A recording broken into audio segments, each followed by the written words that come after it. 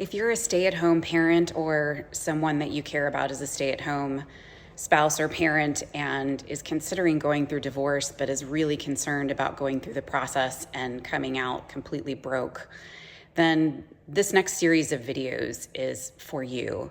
And I encourage you please to share this information with anyone who you know who could benefit from it, because it's really sad to see people not be able to move on from difficult or situations that are not in their best interest simply out of a fear of what is going to happen to them financially.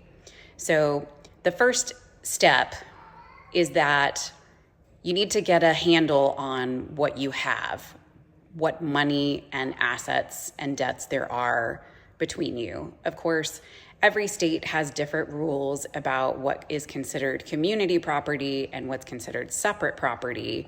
So understanding that may be a little bit too complex for this video, but at least if you can get a hold of the most recent statement for all financial accounts that you or your spouse have in either one or both names, then that's a good starting point. Understand what the assets are and the debts are that you have and how much they are. How much equity do you have in the house? How much money is there saved in retirement plans?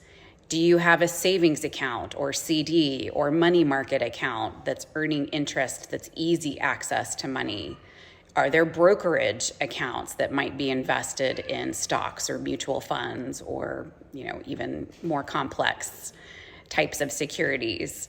So finding out about all of that and how much is in there is the very first place to start. Know what you have.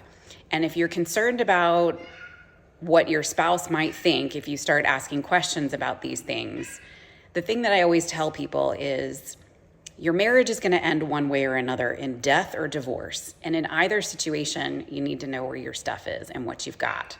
So you can always approach it from the perspective of, I really just want to prepare for the unknown in the future, because we never know when our last day on this planet is going to be. And I don't want to be caught with my pants down if, God forbid, you were to pass away and I were to be left to try to figure out how to move on financially. So you can use those words, you can use something along those lines to be able to just say you're trying to educate yourself. So take that into consideration. Get the information about what you've got, put it all together in one place. Maybe if you know how to use spreadsheets, that's Tiger. She's going to help us train.